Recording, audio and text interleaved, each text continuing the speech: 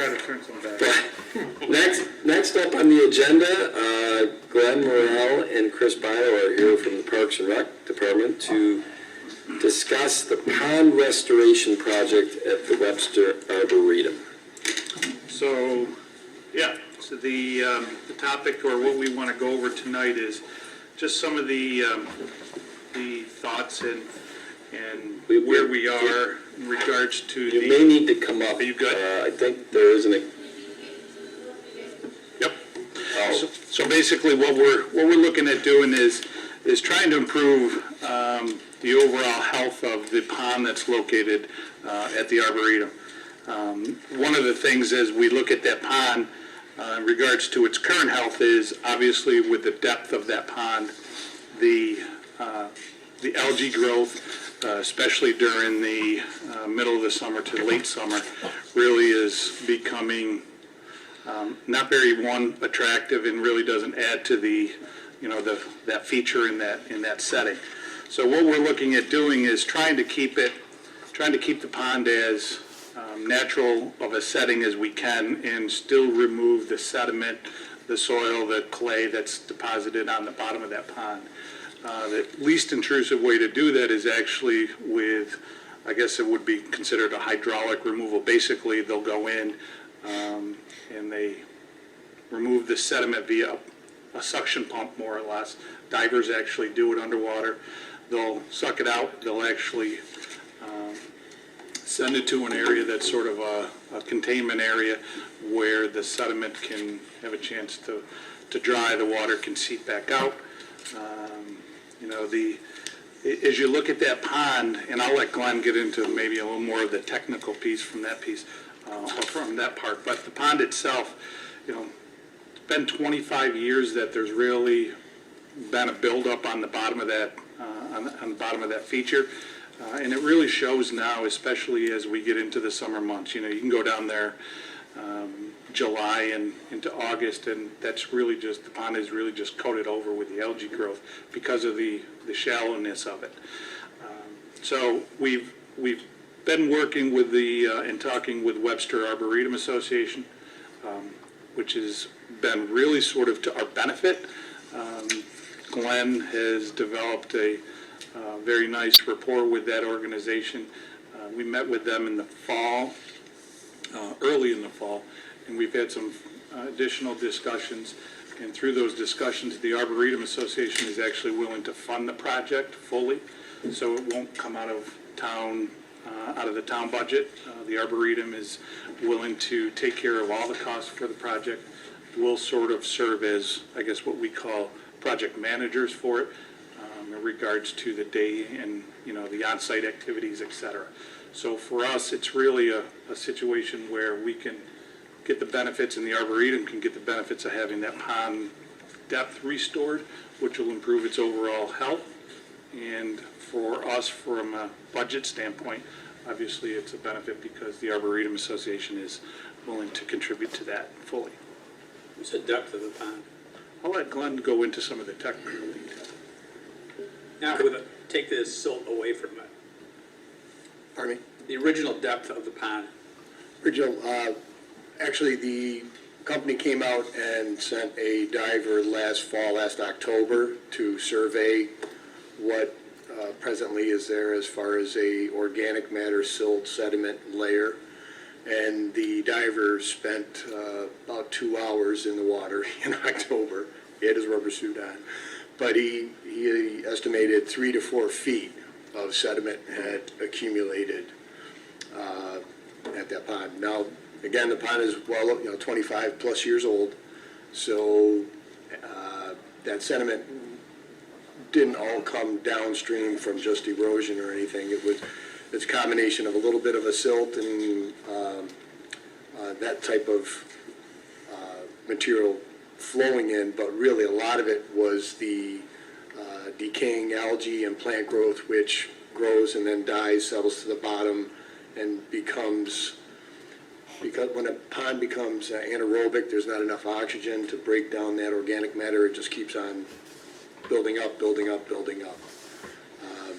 So the average, once the operation is complete, hope to gain that 3-4 feet, and we should have probably at the deepest, maybe 8 feet of water in some of the deeper ends. So how that will benefit overall, anytime that you have deep water, it ends up being a little cooler in temperature, and with that, it makes some aquatic life or plants not thrive as well. But also it gives us a larger bank of potential oxygenated water, so to help support whatever fish happen to show up. We don't stock the pond or anything, but whatever happen to flow through. We do have plans after the task is complete, is to add a shallow aerating fountain. There is already electric in place to do that. And because the water will be flowing downstream where we place it, it actually will help keep the O2 levels up so that the algae and the plant growth will, let's say, not be as prolific. Those things work And very again, well. when the, and even in the heat of the summer, when the water flow does subside and there's not as much supply to that pond, because we've increased the overall volume, it doesn't leak. It pretty much holds the water pretty well.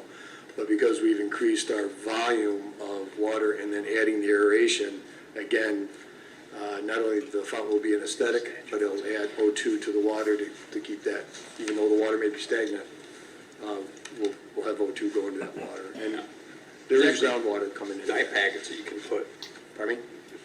I put dye packets in my pond. Yep. So it doesn't allow the sun to penetrate. Do that annually, that works extremely well. Okay. But the aeration that you're talking about, that's the way to go. Right.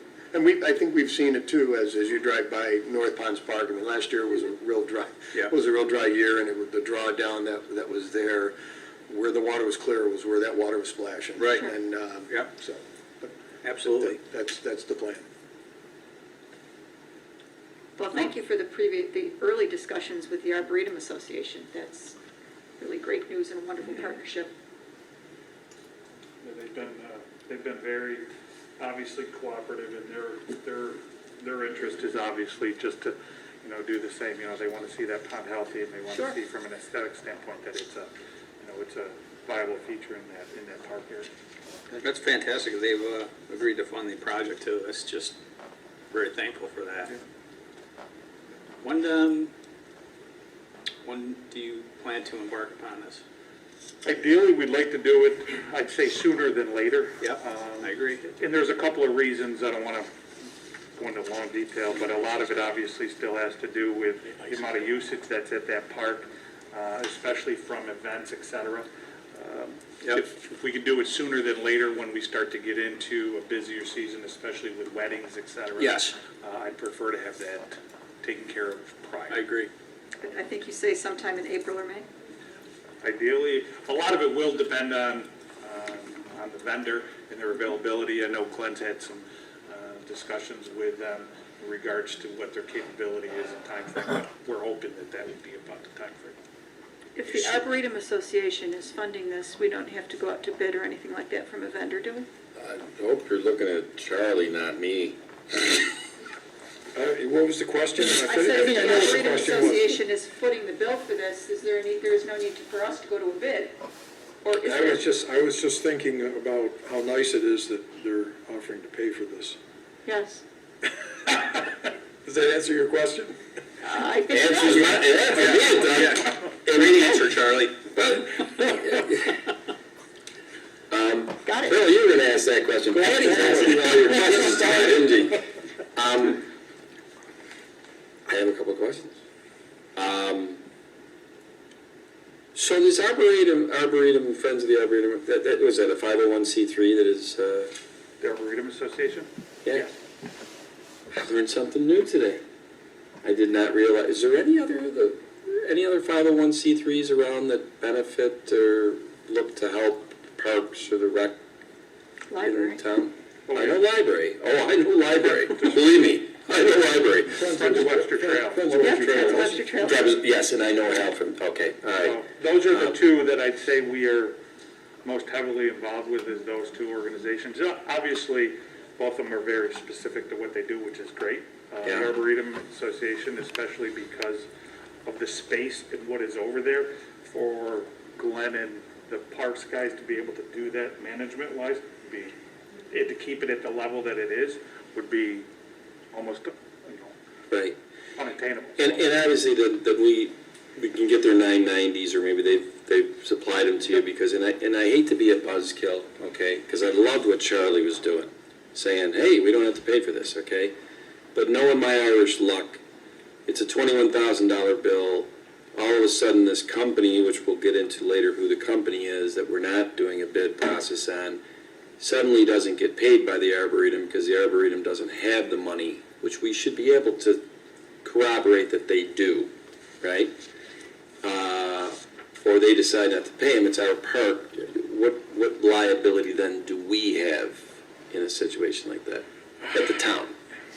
You would be asking these questions. I'm sorry, Charlie. I ruin every time. No, I don't want to speak at Charlie, I don't want to overspeak for you, but they have, the Arboretum just, and obviously we'll continue to have these discussions with them, but they have already sort of lined up because of the way that their system is set up for cutting checks. They Right. actually offered, if preferred, they'll actually pay for it via credit. So they could work directly with them to take care of it ahead of time, so we don't have to worry about. I can't understand a word you're saying. Yeah. Sorry. So the Arbor Association can cut checks, and they've offered to do so, or if they prefer, if the vendor prefers, they can actually pay for it via credit. Well, why wouldn't the vendor just sign a contract with the? I think that's the best way to go. Yeah. They're hiring them, Right. let them take care We're not of it. involved at all. It's a gift to the town. Right. They're as managers. I agree.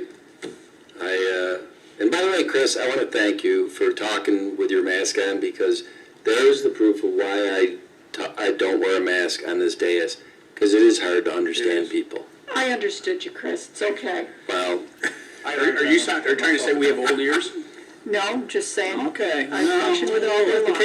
yeah, well, yes, you do. You probably understand muffle better than any The of only other us. question I have is that when they start this operation, if you can let me know, because I'd love to see how this works. I have a half-acre pond on my property. And I was thinking about doing the dredge thing, because I got the cattails all the way around it.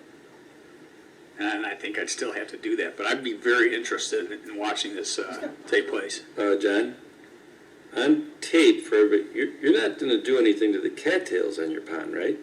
What? You're not going to do anything to the cattails on your pond. Who said anything about cattails? This guy, I'll tell you something. Okay, let's just keep it to the park and not your All right, property, Open okay? the door, I just walked through it. Unbelievable. Okay, so do we still, next week, do we still have to do a town board resolution because it's at a park that is a town park? I don't think so. It's not it's really not town business. They're giving a gift. They're just giving us an they're update of permitting- what the Arboretum's gonna do. Yeah, it's not, Hey, I like things simple, Bill. I just, Let's leave it. want to make sure that, we're not, To his point, though. you know. It is a Webster Park, right? yes. Yes. But because we're not involved monetarily. Well, I mean, if you want to do a proclamation or resolution saying we accept this wonderful gift, you can do that. But I mean, there's no, We accept this wonderful gift. yeah. Is that a motion? No, I guess we're good. All right. I have one last question. The pond is not a standalone from a standpoint of there's water that comes into the pond and then there's egress water going out of the pond. So if you create 3 to 4 more feet at the bottom, will the water come right up to the top still? We have a spillway at the end of the pond that it's a set level. Water will find its own level, so. Yeah. Gotcha. We're gonna be gaining that extra volume. Okay. I don't have any other questions. Maybe Dolly will do a proclamation next week, just to, we accept this wonderful gift. That would be March 25th. I would, Right? if we don't need to do it in advance, I would prefer that we did a proclamation of gratitude after the project is done and bring the Arboretum Association people in. She's right. Can I tell you something? That's why I always look to Patty and not to you, and nothing personal, Bill, to you. That's a great idea. We're on board. Okay, move forward. Thanks, everybody. Glenn, Thank you very much, Chris, appreciate it. thanks.